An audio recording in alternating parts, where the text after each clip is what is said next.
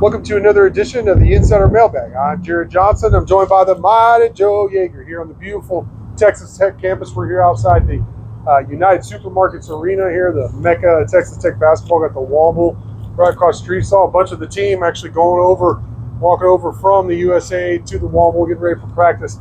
Big game against Arizona coming up. And obviously, they're riding a 7-game winning streak. They've won 8 of 9 in the Big 12, vaulting up the AP poll. So really exciting times here in Raiderland with Texas Tech basketball. My Joe, we have some good questions.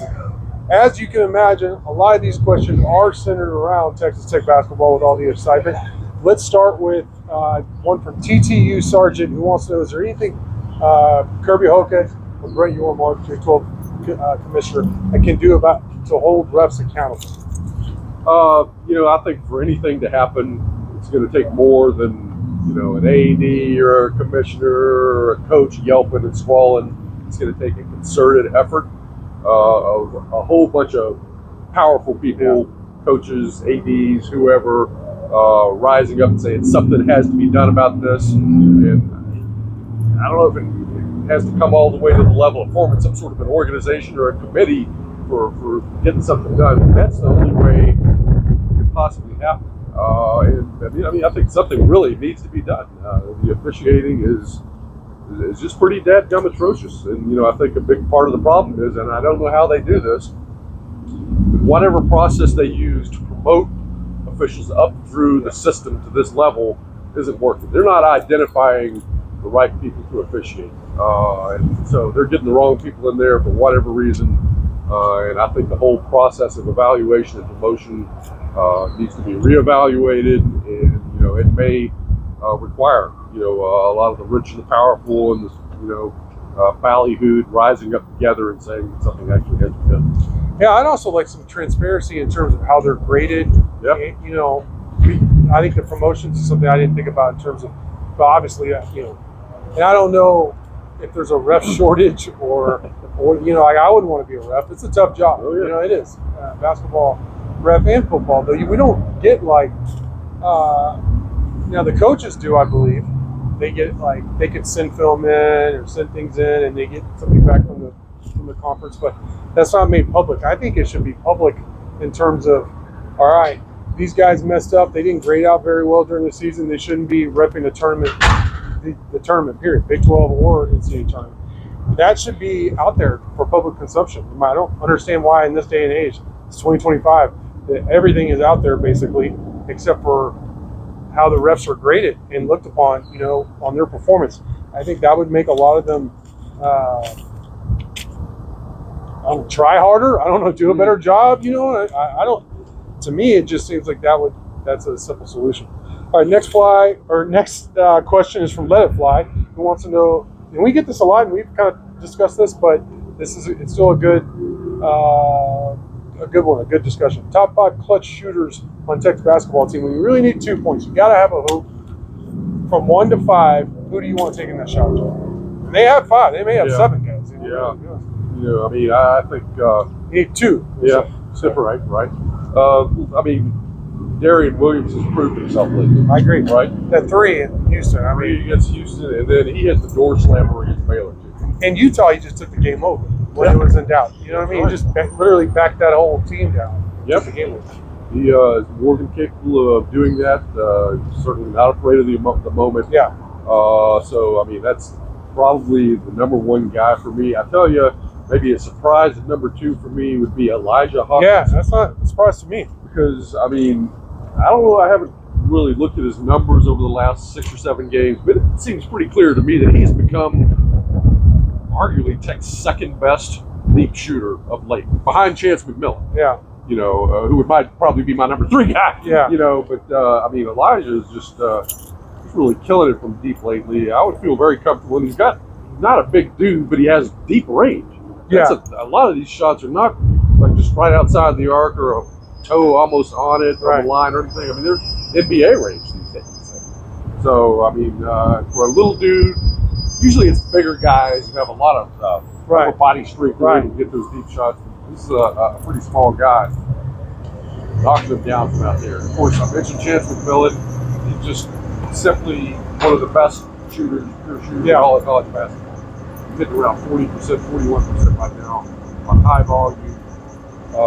Always looks like it's going to go in when he turns it loose. So he's got to be in there as well. I mean, you can't forget about JT Topic. I don't think, although he's kind of in and out of the lineup, inconsistent and so forth and so on, but still an extremely skilled player. He's looking for a 2, dump it in there and let him go to work. They're going to have to double or pay the price pretty much. Situation like that. So, I mean, it's like 4 guys I throw out there anyway. Number 5 would be Christian Anderson for me. And because he's just such a good shot maker, he can create his own shot, he can get to the rim. It's weird to say you will put the ball in the hands of a true freshman, but he's no ordinary true freshman. So he would be number 5 on that list for me because he's such a skilled offensive player. In terms of your list, I agree with everything except I would switch Chance and Elijah. But no big argument for me.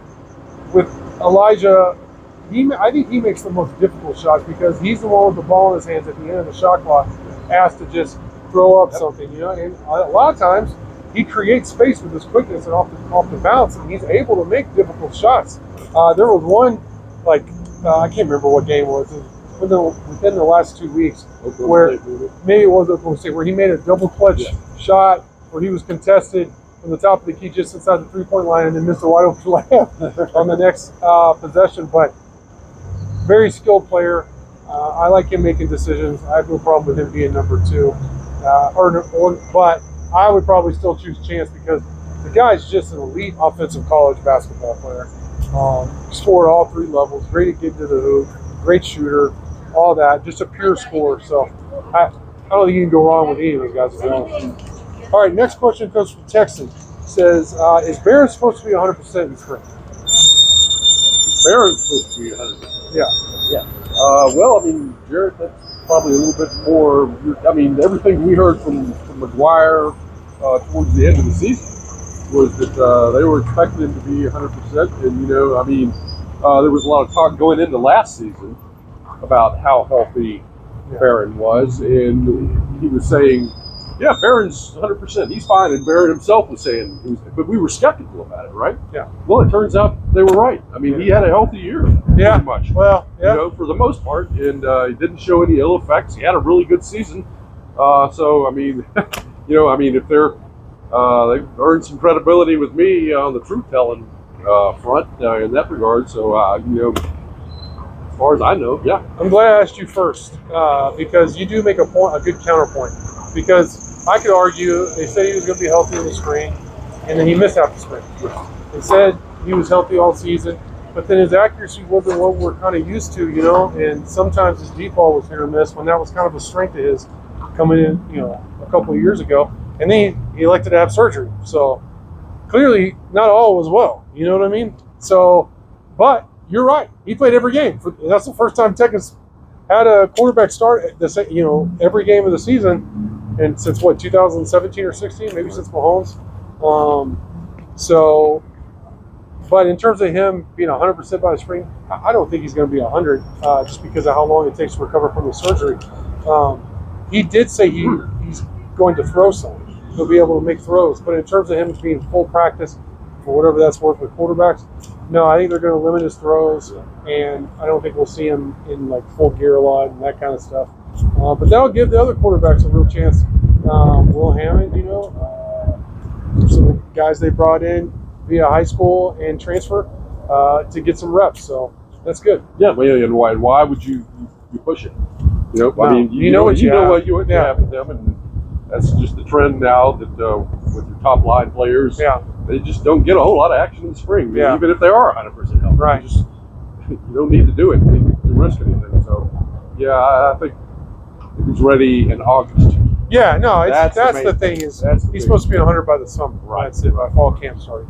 The only thing I would say is, you know, of course they got to work a lot, him and the new offensive coordinator, Mac Leffler. So, but they know that they're going to get all the work in. Nas Raider wants to know about the current hoops roster. Who could go pro? Who has eligibility to remain? Well, they have 4 seniors. Chance is a senior. Elijah is a senior. Federico's a senior, and there's somebody else that can't. Oh, Kerwin Walton's a senior. So I don't know if Elijah is a super senior, if he has a year of eligibility left or not. So it sure would be nice to bring him back. But He's listed as a senior. Chance, he's a super senior. So is Kerwin. I believe Federico was listed just as a senior. I'm not sure on that though. But those are your 4 seniors. The rest of the guys conceivably could return. I believe JT Toppin is gone. I've heard some people say that Christian Anderson might. He should probably be here for at least another year, if not 2. And I'm not even sure if he's a draft guy, necessarily. Maybe one of those, like, he plays his whole career, all his eligibility, and then goes and gets his opportunity. But who knows? That, to me, that's way off in the distant future.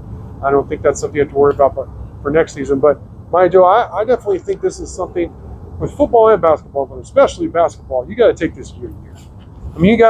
It's a year-to-year proposition. Absolutely. It's just a complete roster, 1 year to the next is the norm now. Yeah. I mean, that happens sometimes. I mean, St. John's this year, and Patino's got those guys ranked in the top 15. Yeah.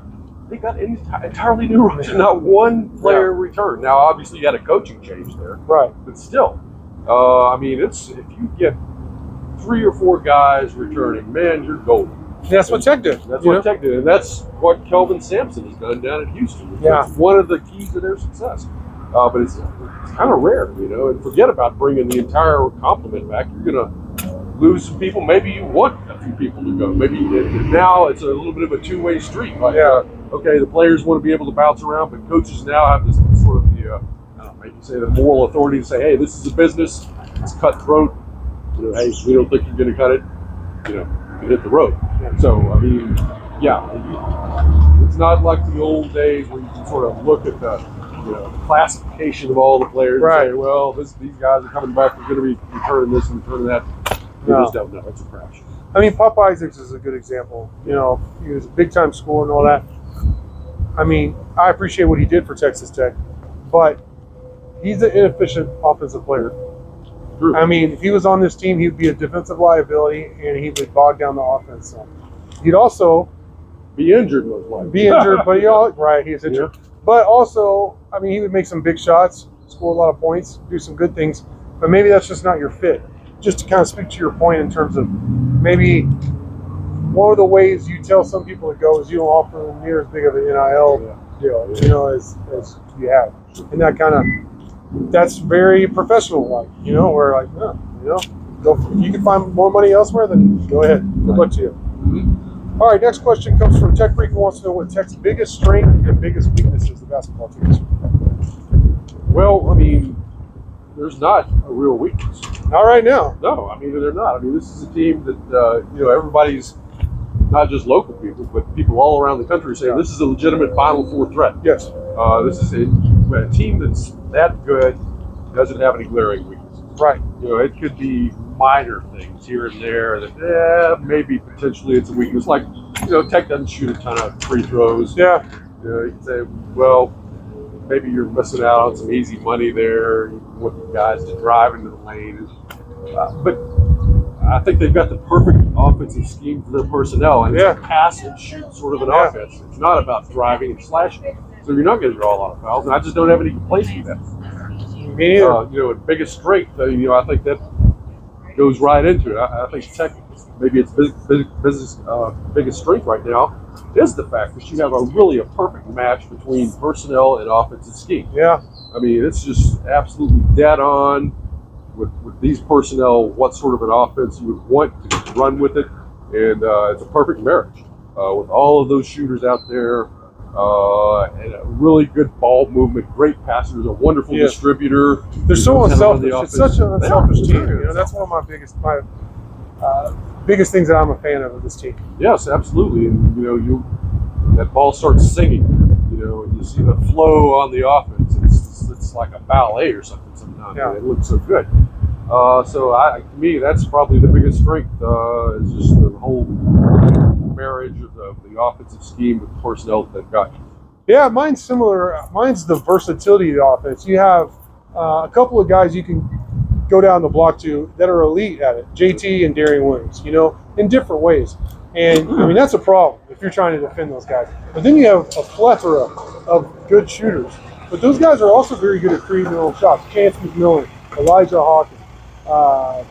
Christian Alexander, Darian Williams, all those guys can create their own shots, and they're very good at it. So to me, the versatility and the depth of so many good players on offense is the biggest strength. But tell you what, man, they have flipped the script with the defense. Yes, they have. I mean, those times when they're shutting teams down, they're holding teams scoreless for like 4 or 5 minute stretches, and these are in key moments of the game. It's happened so often that you have to say it's not a coincidence. It's not like this team is just not shooting well or what, and you can see the difference in intensity on defense. So I'm not ready to say that's a bigger strength than the offense, but man, I can't believe what a difference from the start of Big 12 play to now Tech's defense is. Yep. All right, the final question comes from Laxive Larry. And look, I have neglected to answer his questions the last 2 mailbags. He's been giving me hell about it in good fun.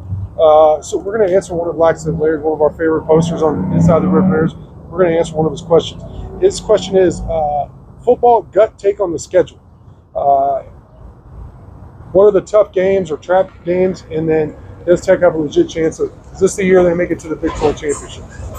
Well, my gut feeling on the schedule is, I mean, on paper it looks pretty easy, but there are some dangerous games. The non-conference is easy, on paper.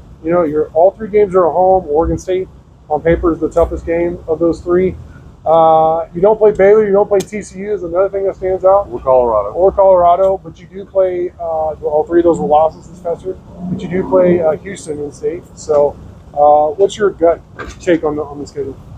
Well, I mean, that non-conference schedule is a joke. It is a joke. I'm sorry. I mean, no, it's a joke. Pine Bluff, Pitt State, and even Oregon State doesn't move the needle anymore. You better win against Oregon State at home. You better win. I mean, but come on, man, you can do better than that. So I'm not pleased about that.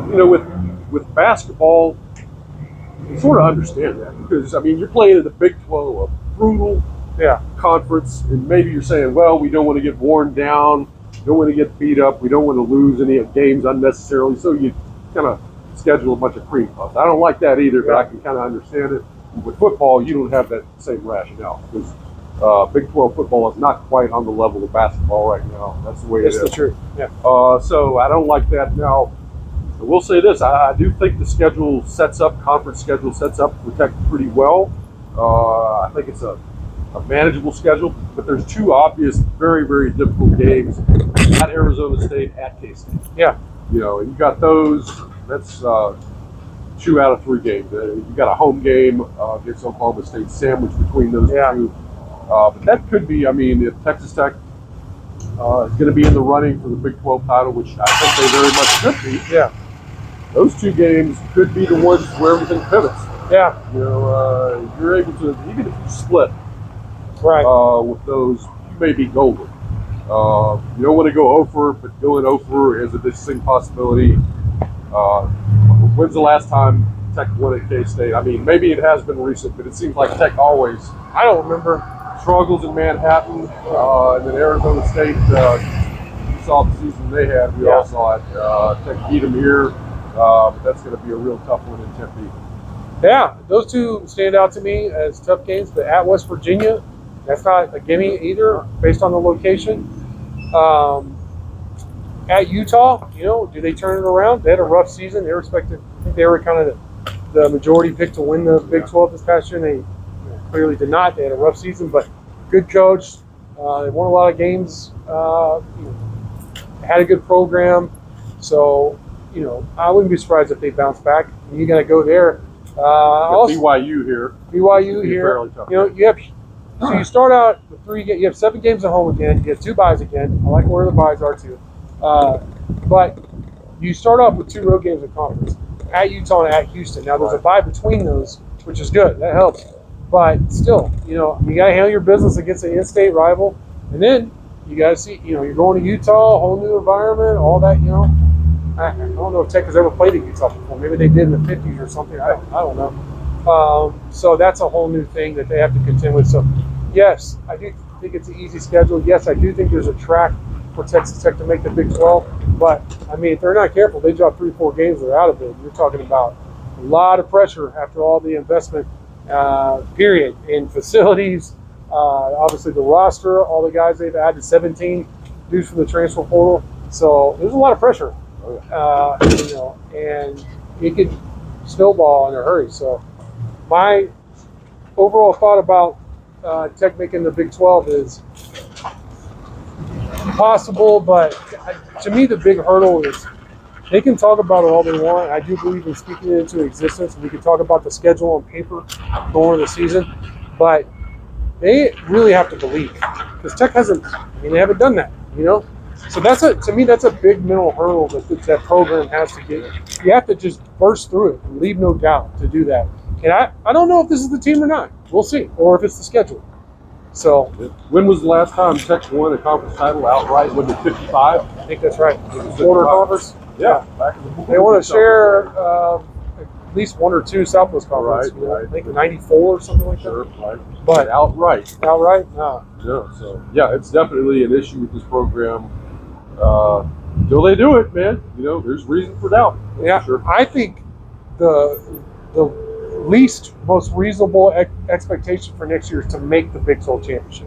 I think if you don't make the Big 12 championship game, considering all the considerable investment and the schedule and all that, there's going to be a lot of drama here in Raider Lane with Tech football. I mean, I don't know what that means. I really don't. I'd like to see how the season unfolds. But I'm not saying McGuire's job's in jeopardy. I know some of y'all, especially during the season, fire his ass. People like to say that, but I'm not saying that. I'm just saying they do have new coordinators, a lot of newness to the program. A lot of investment in the program. People are going to be expecting a significant return on those significant investments. But Mighty Joe, man, great stuff from you as always. Thank you all for your questions. Thank you for watching, and until next time.